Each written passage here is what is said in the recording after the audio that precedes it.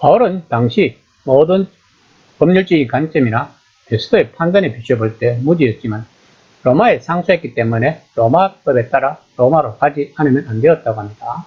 가이사랴에서 로마까지는 바닷길로는 2,700km를 가야 하고 6km도 180km를 가야 하는 먼 길이었습니다. 오늘 본문은 바울에 대한 신문이 끝나고 가이사랴를 출발해요. 그레데를 거쳐 페닉스로 가는 도중까지의 여정을 기록하고 있는 내용입니다. 우선 유대인들의 바다에 대한 태도를 알아야 합니다. 그들은 항해하는 민족이 아니었습니다. 그들은 유목 및 후손들이었습니다. 항해는 남쪽으로는 이집트인들에게 그리고 북쪽으로는 페니키아인들과 그리스인들에게 맡겨두었습니다. 특히나 그리스인들은 바다에 있을 때는 포세이돈을 위해 지은 신전에 있을 때만큼 즐거워했다고 합니다. 그러나 유대인들에게 바다는 괴물이었습니다. 하나님이 모든 것을 창조했기 때문에 바다를 만드신 것은 맞습니다. 시편 기자도 그것을 강조합니다. 따라서 바다는 하나님의 것이고 하나님의 명령을 따랐다고 생각합니다. 그래도 바다는 어둠의 세력으로 간주되었고 그 자체로 힘이 있으며 어둠의 세력이 불쌍할 수 있는 것으로 여겨졌다고 생각했습니다. 출애굽기의 특정적 사건은 야훼께서 바다를 가르친 일이며 그 이야기는 나중에 하나님이 괴물과의 전투에서 이기신 사건으로 송축된다는 것입니다. 또한 다니엘이 위대한 환상을 보고 사악한 제국들이 일어나 하나님의 백성을 공격하지만 결국에는 전복된다는 역사를 설명할 때 괴물 4마리가 바다에서 올라왔다는 표현을 씁니다. 그러나 바울은 유대인으로서는 특이하게 노련한 바다 여행가였다고 합니다. 이번 여행 전에 기록된 고린도후서 11장 25절에서 말하듯이 그는 이미 3번이나 난파를 경험했습니다. 같은 본문에서 그는 하루 밤낮을 나무 기둥 같은 것을 붙잡고 바다를 떠다닌 적도 있다고 말합니다. 그럼 바울이 지금 마지막 바다 여행을 떠나고 있는 것입니다. 27장 1절입니다. 우리가 배를 타고 이달리아에 가려고 급작정되매 바울과 다른 제수 몇 사람을 아우구스대의 백부장 율리오라는 사람에게 맡기니 루가는 바울의 가이사랴 감옥 근처에서 2년 동안 보내다가 배를 타려는 그들과 합류했던 것 같습니다. 루가는 항해와 난파에 대해 매우 상세하면서도 정확하게 그리고 생생하게 언급하면서 고대 항해술을 이해하는 데 귀중한 자료를 제공하고 있습니다. 이처럼 복음이 로마까지 전해지기까지는 실로 멀고 험난한 여정과 많은 어려운 사건들을 겪어야만 했습니다. 그럼에도 불구하고 하나님의 구원 사역은 바울을 통해 진행되고 있다는 것입니다. 아우구스대의 백부장 율리오는 황제의 친위대를 말합니다. 아마도 이 부대는 특별 임무를 위해 정규 편제에서 분리된 정예 부대로서 공물을 공급하는 로마 제국의 경참 부대일 가능성이 높다고 합니다. 27장 2절입니다. 아시아 해변 각처로 가려 하는 아드라무테노 배에 우리가 올라 항해할 새 마게도냐의 데살로니가 사람 아리스다고도 함께하니라. 이 배는 가이사랴에서 출발해서 아시아 해변에 있는 여러 지방을 경유하여 목적지까지 항해하였습니다. 아리스다고가 이 항해에 동행한 이유는 분명치 않습니다. 그는 일찍부터 바울을 따랐으며 에베소에서 도시가 혼란에 빠졌을 때 가이와 함께 체포되었습니다.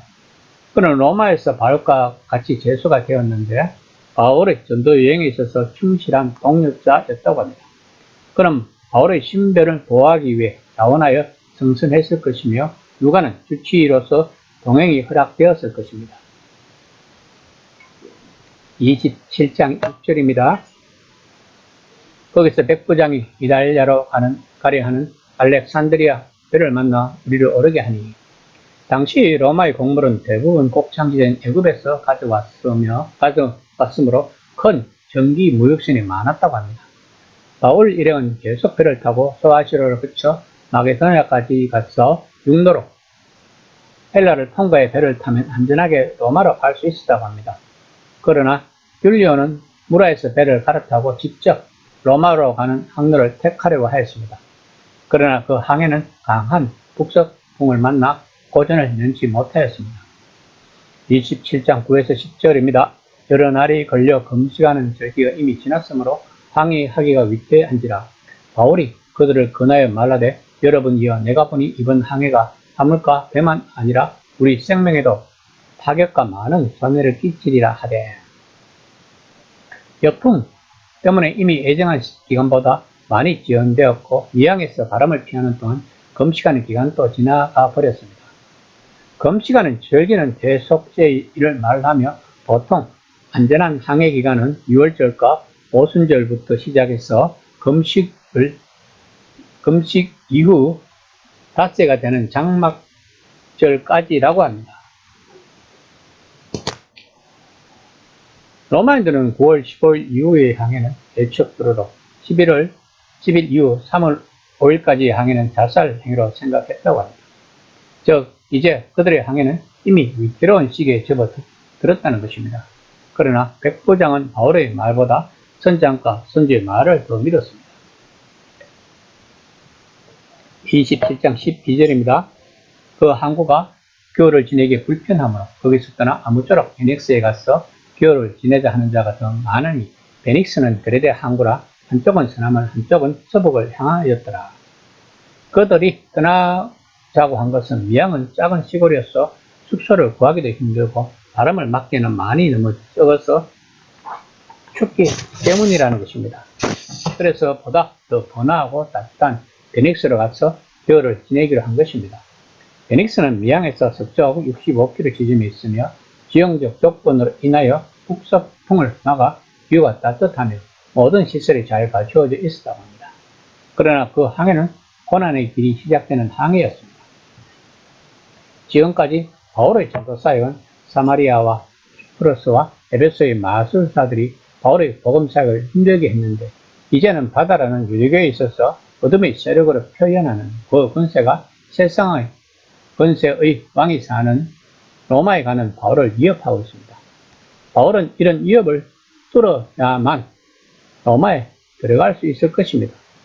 이것은 우리 신앙생활의 인생에서도 똑같이 적용하는 원리입니다. 우리들은 왜 하나님을 믿고 예배하고 경배하는데 하나님은 왜 우리들의 인생에서 간섭하지 않는가 하는 의심을 가지고 있는 경우가 많습니다. 성경은 우리들이 죄로 인하여 하나님과의 관계가 끊어졌다고 합니다. 그러나 예수님으로 인하여 우리들의 죄는 덮어졌고 우리들은 하나님과의 관계가 회복될 수 있는 조건이 생긴 것입니다. 그러므로 우리가 예수를 믿고 따른다는 것 자체가 우리는 이미 하나님의 간섭을 받고 있다는 것입니다.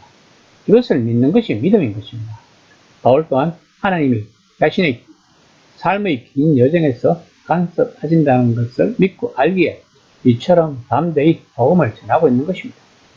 이 시간 나는 나의 삶에서 하나님의 간섭하심을 믿고 있는지를 한번 진지하게 생각해 보는 시간이 되었으면 합니다.